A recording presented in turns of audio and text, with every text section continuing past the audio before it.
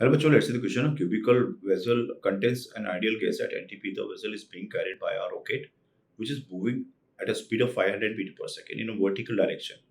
The pressure of the gas inside the vessel as absorbed by us on the ground. बच्चों अगर अपन देखें, मान लो ये कोई कंटेनर है जो चल रहा है, ठीक है, ये अपना बॉक्स हो गया एक, जो कि किसी वेलोसिटी v से चल रहा है ऊपर की ओर। ग्रेविटी का कोई रोल है ही नहीं, क्योंकि ग्रेविटी में जो अपने गैस मॉलिक्यूल्स हैं वो मासलेस है ऑलमोस्ट, तो नेग्लिजिबल मास है, तो उसमें ग्रेविटी करेगी नहीं। अब हम जानते हैं कि जब भी हम बात करते हैं pressure on the wall, so that is responsible by the velocity of the molecules with respect to, so pressure pressure जो हम निकालते हैं, प्रेशर ऑन द वॉल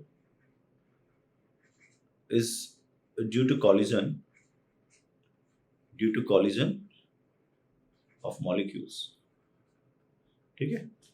सो अब अगर हम बात करें, मान लो कोई मॉलिक्यूल अंदर है, ठीक है, तो वो उसका जो वेलोसिटी है with respect to this container ही काउंट करेंगे हम, क्योंकि अगर हम प्रेशर देख रहे हैं तो हम वेलोसिटी रिस्पॉन्सिबल लेंगे, वो वाली वेलोसिटी जो कि विद रिस्पेक्ट टू वॉल है।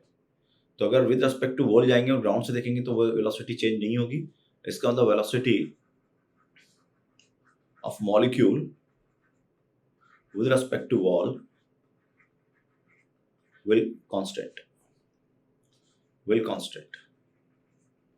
ठीक है। तो अब आप ये देखो कि ये चाहे 500 चले, 1000 से चले, 2000 से चले, लेकिन जो यहाँ पर मॉलिक्यूल्स जब वो इससे टकराएगा तो क्या वो 2mv का मोमेंटम चेंज करेगा? तो ये जो v है हमारे पास, जो प्रेशर दे रही है हमको, वो v किसकी है? वो वेलोसिटी है of molecules with respect to your vessel,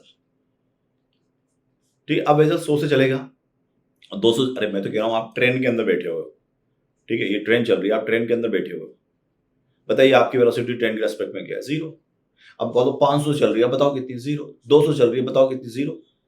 So that means that your velocity of the molecules is independent. Relative velocity of molecules is independent from the velocity of the vessel, and the responsible factor of the pressure is collision. And in the collision, the change in momentum we take always with respect to vessel. So the right answer of the question remains the same because ना ये तो गलत हो जाएगा, remains the same because the motion of the vessel as whole does not affect the relative motion of the gas molecules and the walls.